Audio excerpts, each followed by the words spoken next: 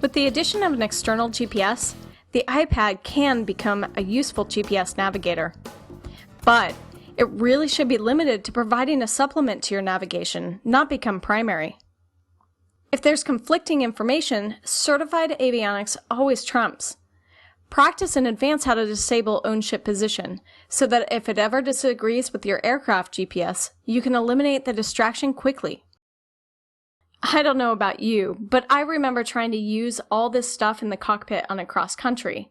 Not to mention marking up my sectionals with highlighters and chart tape. What a mess after a few cross countries. But with the iPad, we have what we call smart charts. Here the airplane is flying from Waukesha to Chicago Executive via the Kenosha VOR.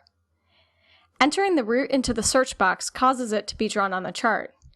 And now we can do all kinds of interesting things.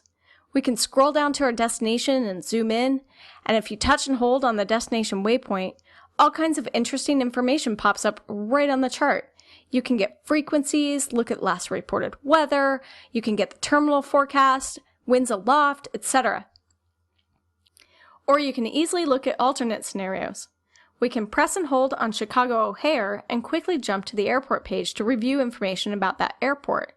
What services are available, the runways, procedures, etc.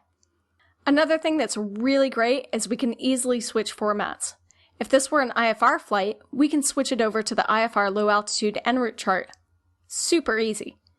In addition, we can dynamically overlay other information such as TFRs. There aren't any near Chicago, but if we zoom out, you can see that the closest TFR is over Washington, D.C. The Smart Chart can also give you a good look at SIGMETs and AirMets. Just by tapping on the AirMet, we can view more detailed information.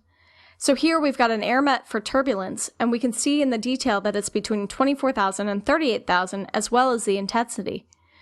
We also have an AirMet for IFR from the surface to 1,000 feet, and we can see the area forecasted for IFR right on the chart. But I've got a caution for you. Smart Chart weather can go stale. So if you're not using onboard XM or ADS-B accessories to deliver in-flight weather, turn the weather overlays off so you don't get seduced into making a decision based off of old information. Wow, I remember using these, and by the time the flight was finished, I couldn't even make heads or tails about how long the flight took. Not to mention, if I needed to divert, I had no good system for updating the paper Nav Log. But on the iPad, you also have a smart Nav Log. So here we're continuing our IFR flight from Waukesha to Chicago Executive via Kenosha VOR when ATC says, after Kenosha, direct Northbrook, direct Pam, direct. Let's zoom in here a little bit and bring up the Nav Log. The first way we can update the route is with rubber banding. So here, we tap and hold the route between Kenosha and Chicago Executive and simply drag it over to the new waypoint onto Northbrook. See how the Smart Nav Log was automatically updated? And if we don't see Pam on the chart, we can simply type it into the route in the search box. And you can see again that Smart Nav Log has been updated. It used to be that your paper Nav Log would become obsolete on the first route change, but no longer. The iPad allows you to keep your Nav Log up to date throughout the flight. And I've got one last caution for you. The fuel estimates in the Nav Log are just that, estimates.